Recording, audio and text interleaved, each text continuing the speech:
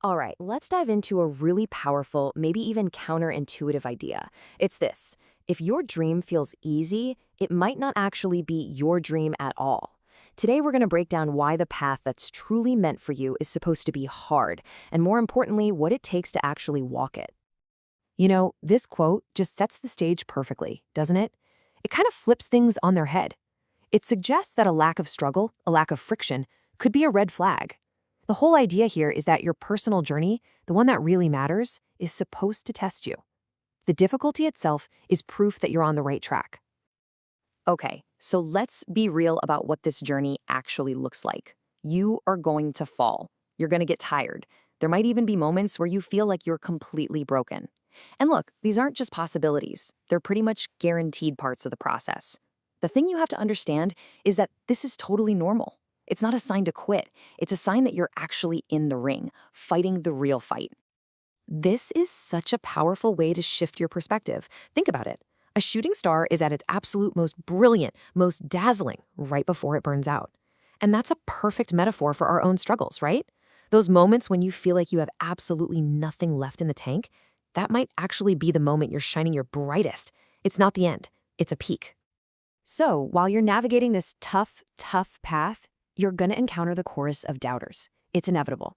They'll hit you with questions that sound all practical and logical, but really, they're just projecting their own fears onto you. How are you going to do that? Why would you take that risk? But what if you fail? And those external voices can become our internal voices so easily if we're not careful. So, what's the answer to all that noise? It's not some complicated spreadsheet or a 10-point argument defending your dream. Sometimes the most powerful response, the only one you need, is the simplest.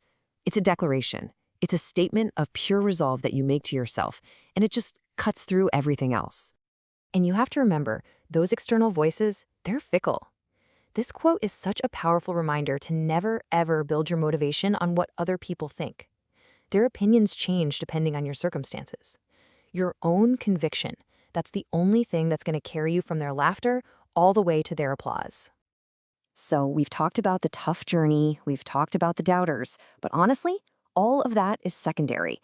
Now we get to the most important part of this whole thing, because the real opponent, the real challenge, it isn't out there, it's inside you. This slide right here, this is the absolute heart of our entire explainer. It lays out so clearly what we think our competition is versus what it actually is. We get so distracted by what other people are doing, their success, their opinions, but the real fight, the one that matters, it's with your own laziness, your own fear, and all the excuses you invent to keep you safe from both. That's the only competition that can ever truly stop you.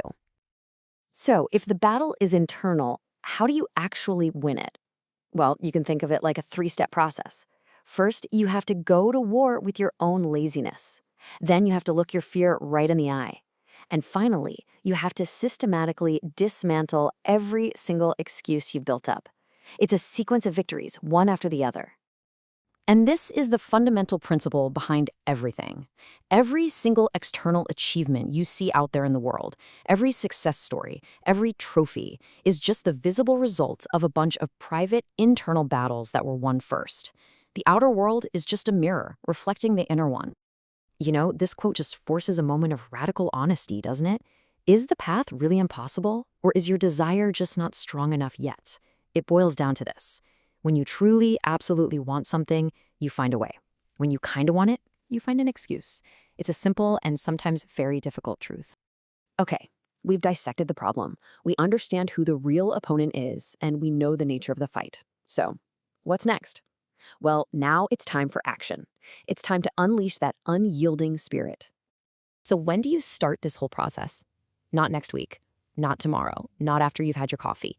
The process is immediate. Today, you acknowledge the dream. Right now, in this instant, you make the decision. And in this very moment, you take one small physical step. The future you want isn't built tomorrow. It's built in a series of nows. And there it is. That's the logical conclusion to everything we've just talked about. No more analyzing. No more waiting for the perfect moment. The time is now. Start building the life you were meant to live. So let's end by completely redefining what it means to win. It's not about being the smartest or the fastest or the most talented. The winner is simply the one who refuses to quit. the one who gets back up one more time than they get knocked down. Victory isn't some big event. It's a quiet, relentless act of pure persistence. So, we're going to leave you with this final, powerful question, because this takes everything we've talked about out of the theoretical and makes it immediately personal and actionable for you. The great journey of defeating your inner opponent starts with a single, tiny battle. So look at your day, look at your dream, and ask yourself, what is the very first excuse you're going to defeat right now?